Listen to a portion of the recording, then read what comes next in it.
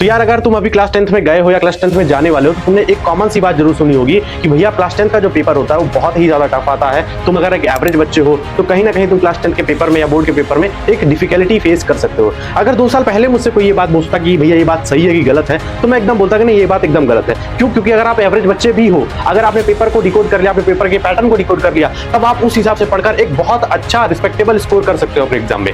But अब इन 2 सालों में सीबीएसई ने इतने चेंजेस किए अपने पेपर पैटर्न में, कहीं ना कहीं बच्चे इस चीज का खामियाजा भुगत रहे हैं। क्योंकि इस साल भी देख सकते हो जो पेपर पैटर्न था वो बच्चों के आउट ऑफ एक्सपेक्टेशन से आ गया था। तो कहीं ना कहीं सीबीएसई अब नहीं चाहती है कि आप वही पुराना जो आपका तरीका है कि आप रट के क्वेश्चंस को रट के इंपॉर्टेंट क्वेश्चंस को रट के आप जाओ पेपर देकर और आपको मार्क्स मिल जाएंगे। तो अब सीबीएसई कहीं ना कहीं कोर अंडरस्टैंडिंग पर आपके फोकस करने वाली है। इसी वजह से सीबीएसई ने इस साल जो बच्चे 9th में जा रहे हैं या जो बच्चे अगले साल क्लास 10th में जाएंगे, जो अगली साल से क्लास 10th का एग्जाम देंगे, उनके लिए एक बहुत बड़ा चेंज लेकर आई है। पहली चीज मैं एकदम क्लियर कर देने वाला हूं, जो भी बच्चे हमारे पास हैं जो 2027 में एग्जाम देने वाले, मतलब जो इस साल क्लास 9 से क्लास 10 में गए हैं, वो उनकी ओल्ड रेजिम के हिसाब से ही जो ओल्ड स्कीम चल रहे थे उसी हिसाब से अपने पेपर को देने वाले हैं। मतलब अब तुम्हारे साथ ऐसा दिक्कत नहीं है कि तुम मैथ्स एडवांस लो या मैथ्स स्टैंडर्ड लो। जो एडवांस और स्टैंडर्ड वाला चेंजेस हुआ है वो अभी इस साल जो क्लास 10 में बच्चे आए हैं उनके लिए नहीं है, बट अभी जो इस साल क्लास 9 में जाएंगे उनके लिए चीजें होंगी। मैं आज सबको बताऊंगा, बिल्कुल कंफ्यूजन एकदम कंफ्यूजन दूर करने वाला हूं कि तुमको क्या करना है, कैसे करना है। भैया हमको तो कुछ समझ में ही नहीं आ रहा है। तो आप आराम से इस वीडियो को लास्ट तक देखना, आराम से बैठो, आराम से पेपर लो, पेन लो और चीजों को नोट करो जो तुमको इंपॉर्टेंट लगती है। पहली चीज, जो बच्चे 2027 में बोर्ड एग्जाम देने वाले हैं वो अपने ओल्ड स्कीम के हिसाब से पेपर देंगे। ओल्ड स्कीम के हिसाब से पेपर देने का मतलब ये है कि जो आप क्लास 9 में देने वाले थे, क्लास 9 में आपने बेसिक स्टैंडर्ड जो चूज करी थी उस हिसाब से आप पेपर दोगे, और दूसरा जो पासिंग क्राइटेरिया है वो भी पहले की ही तरह है। ठीक है। बट अब जो बच्चे जो क्लास 9th में आए हैं और 2028 में बोर्ड का पेपर देंगे, मतलब अगली साल क्लास 10th में जाएंगे, उनके लिए एक बहुत इंपॉर्टेंट अपडेट है। पहली चीज, इंपॉर्टेंट अपडेट में सबसे पहला चीज आता है कि आपका जो पेपर मार्कशीट बनती थी, मार्कशीट में आपके दो मेनली कॉमन सब्जेक्ट्स थे। पहला कि आपको 2 लैंग्वेज सब्जेक्ट चूज करना है और मेन सब्जेक्ट्स। लैंग्वेज सब्जेक्ट्स आपके लिए कंपलसरी था कि भैया आपको यहां पर 2 सब्जेक्ट चूज करने हैं।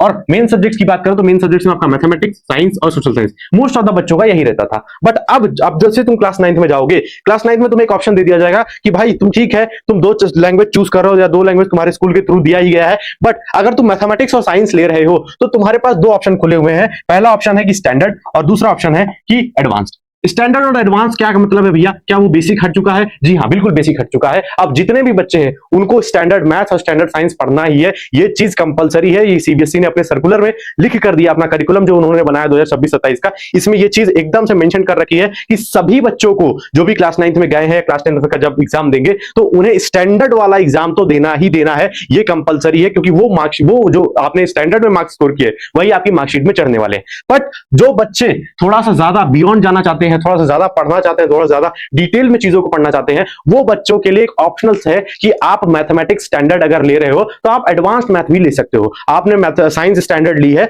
तो साइंस स्टैंडर्ड तो आपका कंपलसरी है, बट लेकिन आप एडवांस्ड साइंस भी ले सकते हो। और एडवांस साइंस में आपको कुछ नई चीजें पढ़ाई जाएगी, ऐसे ही एडवांस मैथ में आपको कुछ नई चीजें पढ़ाई जाएंगी। उसके बाद फिर आप कहीं ना कहीं आप उसका एग्जाम दोगे। अब ये क्या भैया, अगर मैंने मान लीजिए एडवांस लिया है तो क्या मेरी क्लास 10 की जो मार्कशीट है वो एडवांस के मार्क्स उसमें जुड़ने वाले हैं? तो मैं कहूंगा एकदम नहीं। क्या उसका पेपर होगा? मैं कहूंगा हाँ, एकदम हाँ। कि बोर्ड में जब आप बोर्ड एग्जाम देने बैठोगे, अगर आपने एडवांस में कोई भी मैथ्स या कुछ भी साइंस लिया है तो आपको सबसे पहली चीज उसका पेपर एक अलग से पेपर होगा, 1 घंटे का पेपर होगा 25 नंबर का। आपने उसको पेपर को देना है, वो आपके लिए जरूरी है अगर आपने एडवांस दे रखा है, एडवांस ले रखा है तो। दूसरी बात ये कि क्या भैया अगर मैं स्कोर करता हूं तो उसके मार्क्स क्या मार्कशीट में जुड़ेंगे या किसी तरीके से मार्क्स में ऐड होंगे? तो मैं कहूंगा बिल्कुल। देखो, अगर आप 50% से ज्यादा स्कोर करते हो एडवांस के पेपर में तो आपको एक जो मार्कशीट आपकी लास्ट में फाइनल बनेगी उसमें कहीं ना कहीं एक बड़े सुनहरे अक्षर में लिखा जाएगा कि आपका जो एडवांस है वो क्लियर हो चुका है। आप बहुत अच्छे तरीके से एलिजिबल हो एडवांस मैथ्स पढ़ने के लिए, एडवांस साइंस पढ़ने के लिए क्लास 11th और 12th और हायर स्टडीज में। ठीक है, तो ये आपके लिए बहुत इंपॉर्टेंट चीज है। बट क्या आपके टोटल परसेंटेज पे ये हैम्पर करेगा? बिल्कुल नहीं। अगर आपने एडवांस मैथ्स में, एडवांस साइंस में कम मार्क्स भी स्कोर किए हैं तो कहीं ना कहीं आप कहोगे कि भैया ये यहां पर आपका जो परसेंटेज है वो नहीं बिगड़ने वाला। 50% से ज्यादा स्कोर करते हो तो बस सिंपली मार्कशीट पे सुनहरे अक्षरों में लिख के आ जाएगा। तो ये बहुत इंपॉर्टेंट अपडेट है, पहली चीज। दूसरी चीज ये कि जो भैया आपका असेसमेंट स्कीम था, मतलब जो सीबीएसई जिस हिसाब से आपके कॉपीज को चेक करते थे, जिस हिसाब से आपके रिपोर्ट कार्ड्स बनते थे, उसमें एक बहुत बड़ा अपडेट है। देखो पहले से आपको पता है कि 80+20 वाला कंसेप्ट जो है कि 80 मार्क्स आपका थ्योरी है और 20 मार्क्स आपका इंटरनल असेसमेंट है, जो कि स्कूल के थ्रू दिया जाता है, जो कि स्कूल के थ्रू दिया जाता है। ये आपका जो पहले वाला सिस्टम था वही सिस्टम है, बट इसमें चेंज क्या हुआ है। पहले क्या था कि आपको 100 नंबर का टोटल पेपर बनता था, जिसमें आपकी 80 नंबर थ्योरी आती थी, 20 नंबर आपका इंटरनल आता था। अब दोनों को मिला करके अगर आपके मार्क्स 33 से ज्यादा है तो आप कहीं ना कहीं पास कहलाते थे। बट अब की बार पासिंग क्राइटेरिया में एक बहुत बड़ा चेंज है। पासिंग क्राइटेरिया में क्या चेंजेस है कि भैया अब आपको इसमें अलग से 33% से ज्यादा स्कोर करना पड़ेगा और इसमें अलग से 33% से ज्यादा स्कोर करना पड़ेगा। दोनों को मिलाकर नहीं करना पड़ेगा, दोनों को मिलाकर नहीं करना पड़ेगा। जैसे पहले क्या होता था, बच्चे इसमें 15 नंबर ले आते थे और इसमें 20 नंबर ले आते थे, तो टोटल बन जाता था 35 नंबर और वो कहीं ना कहीं पास हो जाते थे। बट अब ऐसा नहीं है। अब उन्हें 80 मार्क्स का 33%, लगभग 26 या 27 मार्क्स आपको स्कोर करना पड़ेगा 80 में से। अगर उससे ज्यादा आते हैं तो आप पास हो। और इंटरनल में 20 का 33%, लगभग 17 मार्क्स आते हैं, लगभग सॉरी 3 मार्क्स या 4 मार्क्स आते हैं, तो आपको उससे ज्यादा स्कोर करना पड़ेगा। तब कहीं ना कहीं आप दोनों में जब मिलाओगे तब आप कहीं ना कहीं पास कहलाओगे। तो ये जो पासिंग क्राइटेरिया है इसमें थोड़ा सा चेंजेस है, थोड़ा सा क्या बहुत बड़ा चेंजेस है। क्लास 12 वालों के लिए होता था, 10th वालों के लिए ये वाला सिस्टम चलता था, बट इस साल से ये सिस्टम को हटा दिया गया है। आपको यही सिस्टम है, दोनों में 33% लेकर आना पड़ेगा। सेकंड मेजर अपडेट जो है वो nature of the question paper है। Nature of the question paper की मैं बात कर रहा था, जो मैंने आपके पहले बोला था कि अब वो सीबीएसई नहीं रहा जो पहले आपको रटा के देता था, रटा के आपके मार्क्स ले आता था। अब ऐसा नहीं है।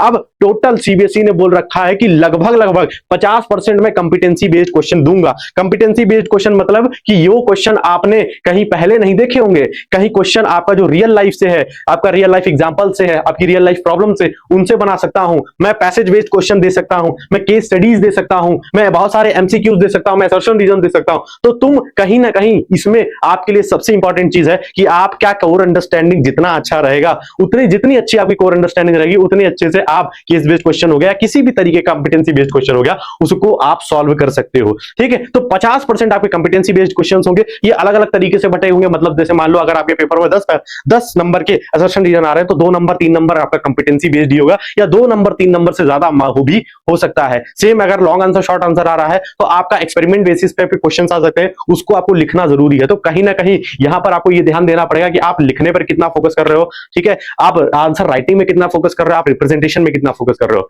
ठीक है, सेकंड चीज ये कि 50% में आपका नेक्स्ट 50% में आपके एमसीक्यूज हो जाएंगे। आपके शॉर्ट एंड लॉन्ग आंसर जो आपके पहले सब्जेक्ट में आते थे, जो थ्योरी बेस्ड आते थे, वो आपको एज इट इज मिलेंगे, लेकिन 50% के अंदर अंदर मिलेंगे।